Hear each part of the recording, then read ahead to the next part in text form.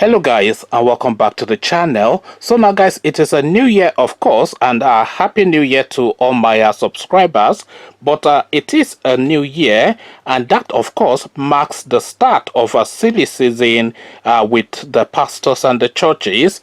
Prophecy time we're in, and it is coming thick and fast. As guys, I bring you this 2021 prophecy: Osinbajo will become Nigerian president, Ghanaian prophet reveals. So yes, we're there already, and it's getting more ridiculous, and this of course is yet another of this endless stream of this sort of prophecies that we're going to get in the next few weeks or so. So the headline again: 2021 prophecy, Osinbajo will become Nigerian president, Ghanaian prophet reveals. So now let's now see what the word is from Accra.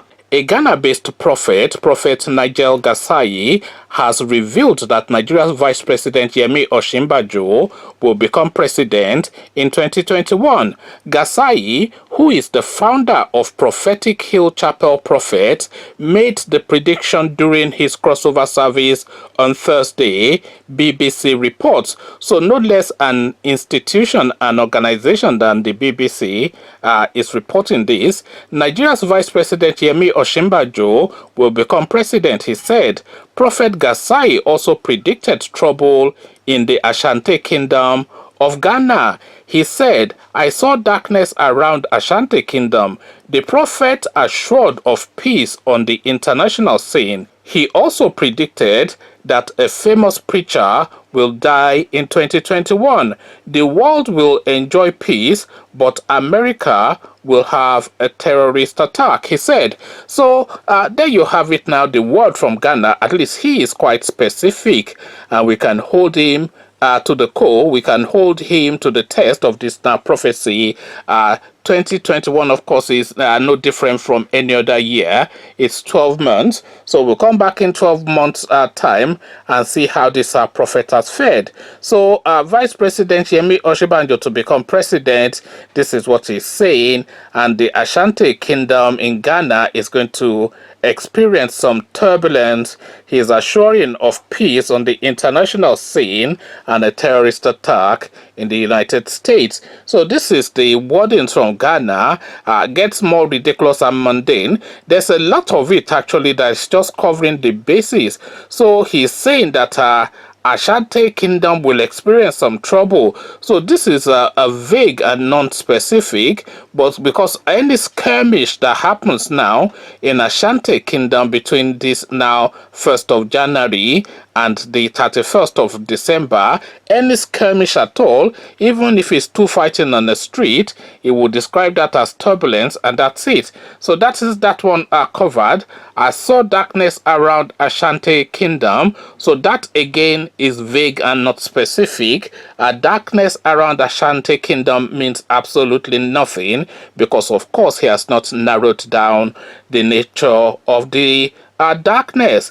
The prophet assured of peace on the international scene. So now this is near specific, but you cannot really narrow it down.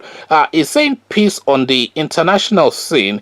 It is very difficult to imagine a year that there's no skirmish between one country and the other. And if it does happen, then it will probably be the first year in living memory that this has not happened, that India and Pakistan, they will not have a beef over the Kashmir region, that the Iranians and the Saudis, they are going to hold their peace, and then there will be peace in Syria. And so I mean, even the world is ablaze already. So how now is saying that there will be peace on the international scene is left to him to interpret a bit more, because again, that is vague and non-specific. He also predicted that a famous preacher will die in 2021. So a famous preacher dying in 2021, that is of course is throwing your hand in like the water and saying that is going to get wet or something, that again is a bit weak. It's really what I'm trying to find a reference for. It's a bit weak, because what I have found with a lot of these churches and a lot of these so-called prophets is that they always go to this like a vague catch-all sort of like a prophetic pronouncements. So you have a prophet with a congregation of about, let's say, 1,000, 10,000 thereabout, and then he mounts the rostrum to say that somebody is going to come into good fortune or good luck or find a job or get pregnant. That the Lord has told him that somebody that month is going to find a job, or somebody get pregnant, or somebody come into good fortune. So remove the prophecy and just examine that as a statistical probability. You have a congregation of about 10,000 people, a lot of them young people, and you're saying somebody will get pregnant, somebody will come into good fortune, somebody will find a job. Of course, a congregation of 10,000 people with a lot of young people, somebody of course will get pregnant and somebody of course will find a job. If you had not made that prophetic, as you try to describe it, a prediction that would happen, you now making that prophetic prediction does not then add to that happening in any way. So it is not a prediction, it is just an announcement based on a statistical probability that this is likely to happen, and it is likely to happen, of course.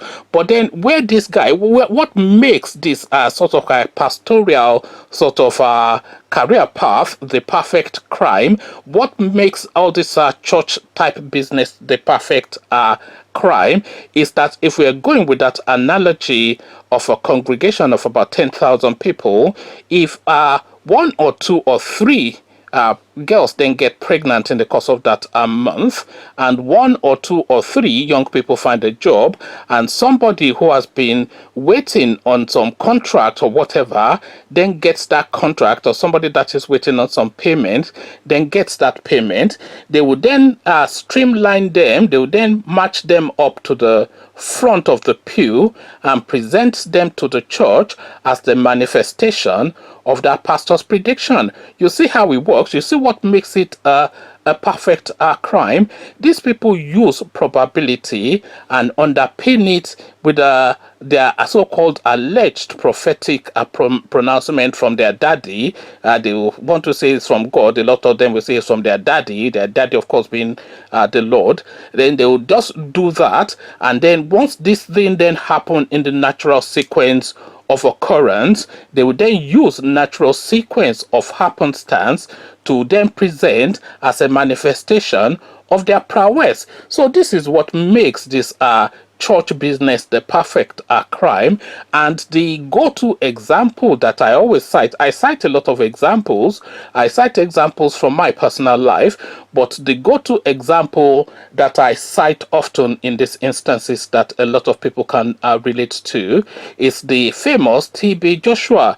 So in the build-up to the 15 or 16 election in America then, when Donald Trump was up against Hillary Clinton, this guy went around claiming that he had had a revelation that a woman was going to be the next president of the United States. He said this categorically, and he said this copiously, and this was recorded everywhere, so he doesn't have deniability. So this was his pronouncement that a woman was going to be the next president of the United States, a woman. So this was what he said, because of course he was going off the back of all of the statistical data that was coming out of the United States. He was also going off the back of the fact that Hillary was Clinton won, so already there's that resonance and identification with the White House, which will then garner her some vote.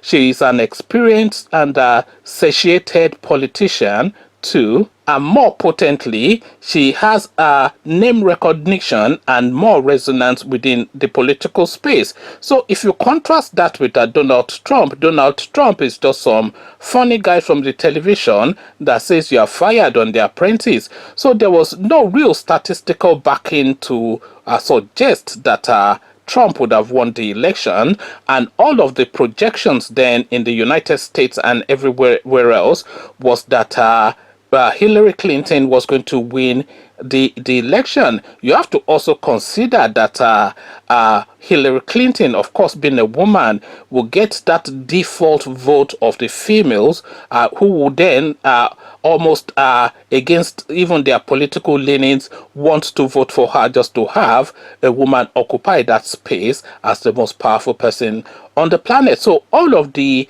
data and statistics weighed in favor of a Hillary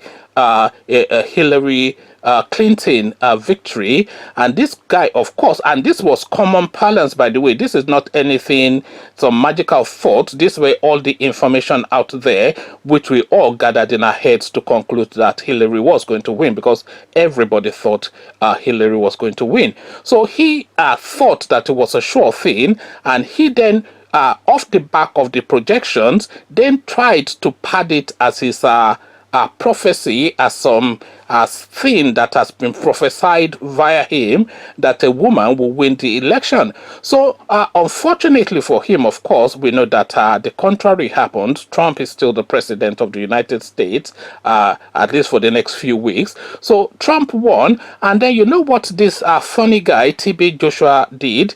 He then went around, because they, of course, then people started to chase him round, that you said. So you know what he then did? He then turned around and said that people misheard him, that he did not say a woman would win the election. He said a wool man. So a wool man, that's wool, WOOL, wool, as in cotton wool, a wool man will win the election. And that what he meant by that was that somebody with woolly hair would this the election. And Donald Trump had woolly hair, and therefore his prediction is right. So you see how these people are. But then, of course, we are back in that silly season, of course, where all these so-called prophets come and entertain us with this crass ridiculousness that they entertain us round about this time of the year. Conversations in the comment section. We are now in the silly seasons of pastoral predictions on the future of the world, the prophecies from the man of God via 419 guy that stands on a rostrum and collects 10% of your salary. Come share thoughts about all this with me in the comment section. But before you come share those thoughts, click on the red subscribe button so it turns gray. The bell button notifies you every time I drop a new video. Click on like as well, because that helps with the YouTube algorithm. Once you've done all the clickings, come tell me then the most ludicrous prophecy that you have heard, the most ludicrous, that is, prophecy that you have heard. So I'll leave you here. Carry on with you in the comment section, but here I say peace.